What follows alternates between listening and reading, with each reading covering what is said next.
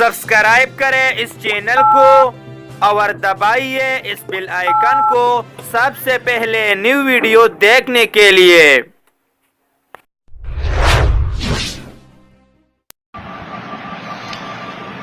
जय हिंद मित्रों।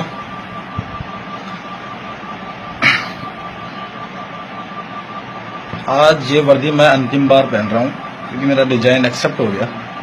तो कुछ मेरी सर्विस के दौरान जो मैंने सीखा है वो कुछ मैं आपसे शेयर करना चाहता हूँ। क्या कभी कोई फौजी चुनाव से या वोट देकर भर्ती होता है? फिर क्यों ये दिल्ली में बैठे नेता ये बताते हैं कि हमें कब क्या और कहां फायर करनी चाहिए?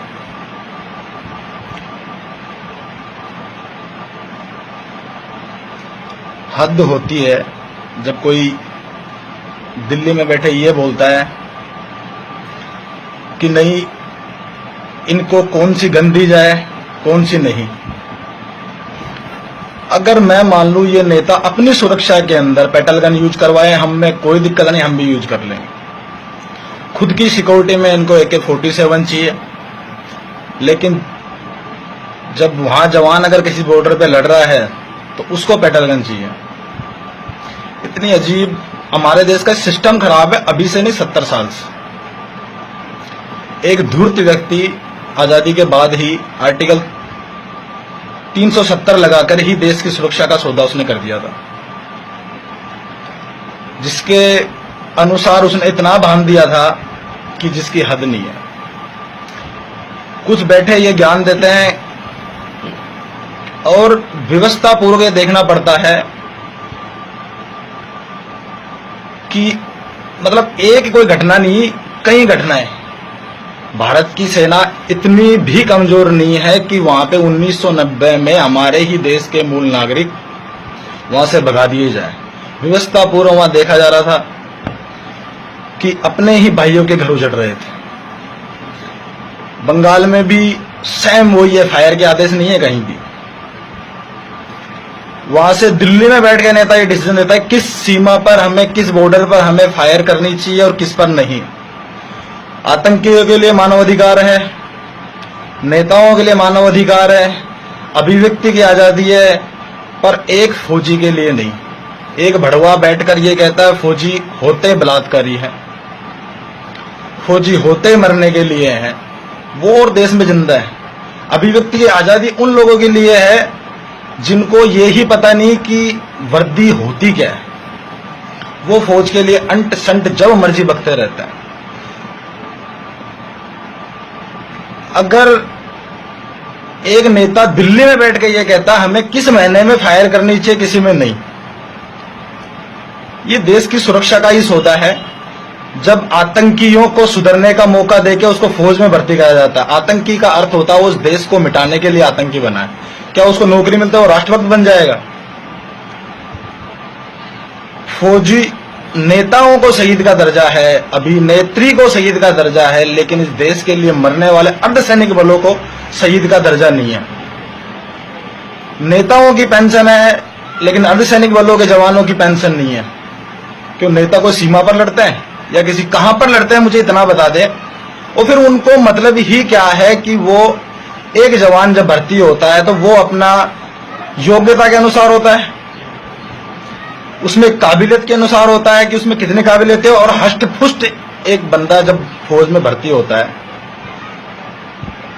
उसके बाद में इन लोगों को क्या अधिकार है कि ये लोग हमें बताएंगे कि हमें कब क्या करना है क्या नहीं करना। देश का सिस्टम मतलब जिसकी कोई हद नहीं है। सिस्टम बदलने की बात है। हम किसी कोई ऑफिसर से कोई जवान दुखी नहीं है, ना तो आज था ना पहले था। और सिलेंडर आया तो ये कोई नई घटना नहीं है। हर क्योंकि बंगाल मैंने देख लिया, बंगाल के अंदर बोले वहां से अगर वो लोग हमारे पे कैजुअलिटी करते हैं, यानी किसी नेता का कोई हाथ कटवा के फायर करके दिखा दे मैं मान जाऊंगा, फिर फौज को क्यों बंद करते हैं?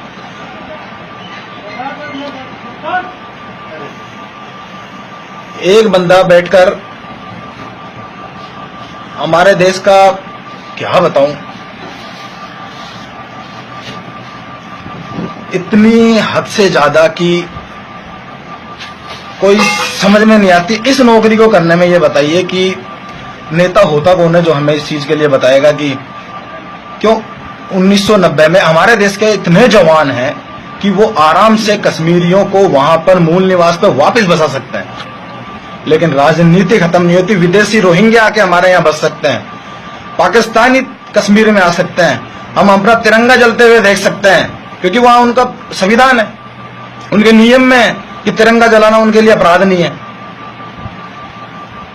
एक जवान थप्पड़ खा सकता है, गाड़ियां जला दी जाती है, उनको वहां पर अभद्र भाषा यूज करी जाती है, लेकिन पत्थरबाजों को केस मुक्त किया जाता है। आतंकी के जनाजे में लाखों करोड़ों जाने वाले क्या वो अपराधी नहीं है? लेकिन वो कभी दिखाई नहीं देंगे, क्योंकि वोट बैंक की राजनीति है। बात सिर्फ सिस्टम बदलने की कह रहा हूं मैं, और कुछ नहीं। दुखी हुआ था बहुत, मेरी कोई घरेलू कोई ऐसी कोई समस्या नहीं थी कि चलो हाँ, लेकिन समस्याएं ये थी दिमाग में हमेशा रहती थी कि हर दिन किसी से ऑफिसर से पूछे कि क्या बात है कि दिल्ली से आदेश नहीं है। क्या दिल्ली होती कौन है हम लोगों को बताने वाली कि हमें कब क्या फायर करना चाहिए? हमारी हर चीज का हिसाब उनको देना पड़ेगा।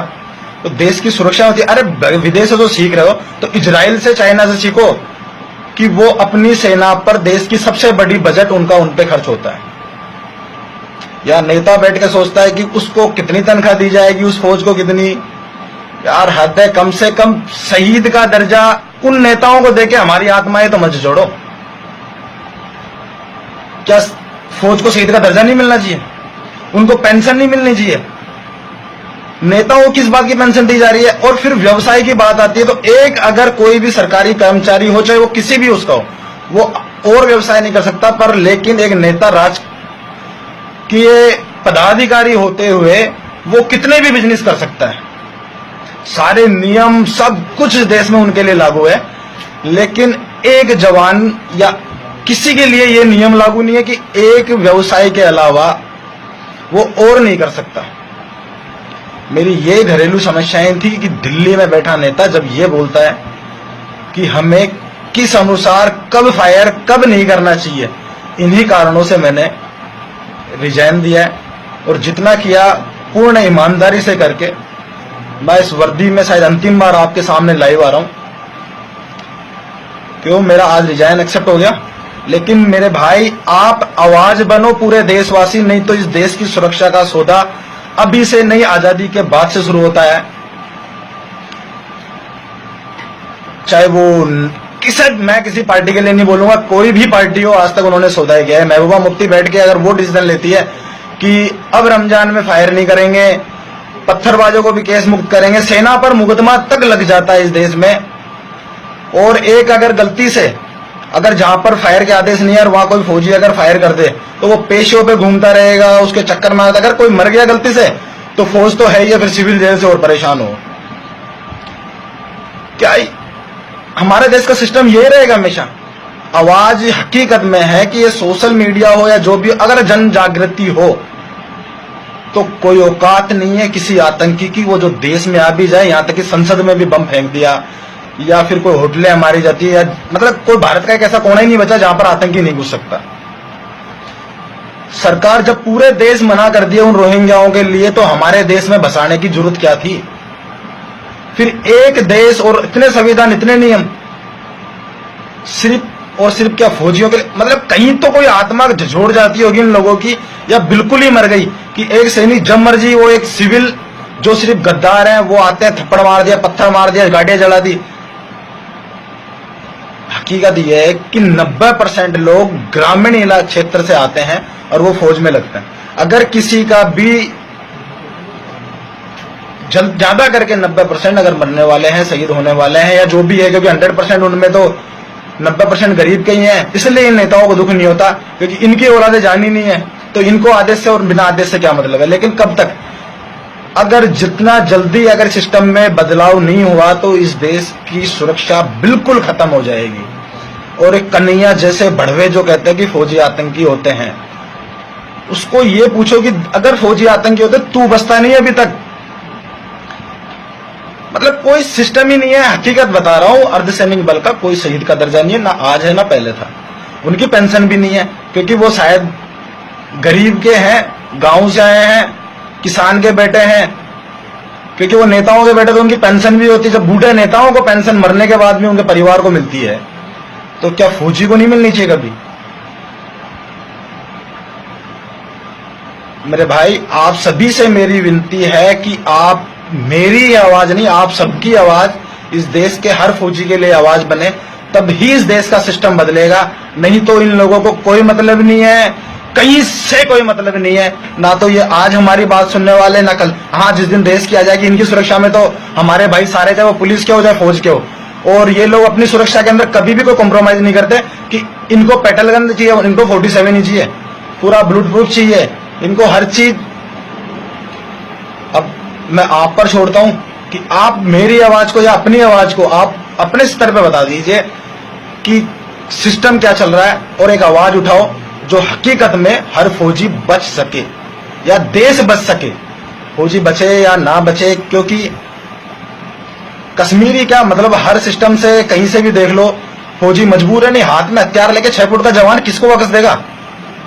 एक 2 कोटी का लोग आते हैं, वो जो मर्जी बक देंगे। और फिर ये मानव अधिकार जो सिस्टम चला है, अरे कुछ फौजियों के लिए भी कोई सिस्टम है इसके अंदर?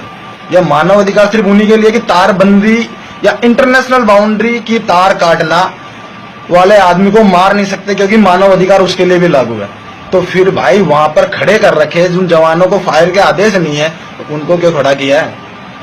और जो ये त्योहारों पर आतंकियों की इतनी चिंता कर रहे हैं, तो कभी हमारा भी त्योहार आता, हमारा भी परिवार है, वो भी बैठ के देख रहे हैं कि वो कभी आएगा, तो हमारी भी कभी कोई चिंता कर लिया करो, या मेरे भाइयों की। क्योंकि मैं तो आज के बाद में सह रहूंगा नहीं।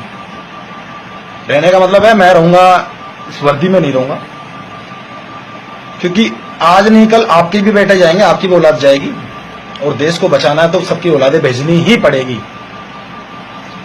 मेरी आप सभी से पुनः आग्रह है कि उन नेताओं से एक आवाज जरूर बन के बोलो कि उनको शहीद का दर्जा क्यों नहीं, या उनको फायर के आदेश क्यों नहीं। आप क्यों बीच में कॉम्प्रोमाइज करते हो? वो वोट से नहीं, अपनी योग्यता से चुनकर जाते हैं। फिर आप क्यों बीच में टांग अड़ाई करते हो? सिर्फ उन्हीं का त्योहार होता है कि रमजान उनका त्योहार आ गया, और किसी के त्योहार की कोई चिंता नहीं है? बाकी आप आदरणीय, देश के किसी नागरिक से कोई शिकायत नहीं है, बस सिस्टम से शिकायत है। आप सिस्टम के लिए एक बार आवाज उठाना। मेरी अंतिम बार वर्दी की विनती है आपसे कि जरूर से जरूर आप शेयर करो, ना करो, जो भी है, लेकिन आप अपनी भाषा में अपना विचार रख के और मेरी बात को उन नेताओं तक जो दिल्ली में बैठे ये कहते हैं कि अब फौजी को कहां पे मारना है, कहां पर नहीं मारना, तो उनकी जरूर मेरी बात या अपनी बात अपनी भाषा में उन तक पहुंचा दो, क्योंकि देश की सुरक्षा ही हमारी सुरक्षा है। नहीं तो इनका कुछ नहीं जाना, ये यहां से निकल के विदेश भी चल जाएंगे। इनका जमीर क्या होता नहीं होता मुझे कुछ पता नहीं है कि ये लोग अंदर से क्या झोड़ के देखते हैं, लेकिन जो मैंने 12 साल के दौरान जितना देखा है, तो एक हमारे अफसर से वो बड़े भाई हैं, जैसे भी हैं, वो एक सिस्टम, एक परिवार है, वो चलाने में उनसे कोई नाराजगी नहीं है। लेकिन ये लोग बैठ कर जब ये कहते हैं कि नहीं, दिल्ली से आदेश है, हमें वहां पर ये नहीं करना चाहिए, ये दिल्ली वाले होते कौन है, हमें आदेश देंगे? और इस टाइप के आदेश की देश की सुरक्षा के साथ आतंकी भर कर सकते हो आप, हर किसी को भर्ती कर सकते हो, पर ठीक है, जैसा भी हो आप मेरी आवाज बनो, यही मेरी लास्ट विनती है आपसे। जय हिंद, जय भारत, वंदे मातरम।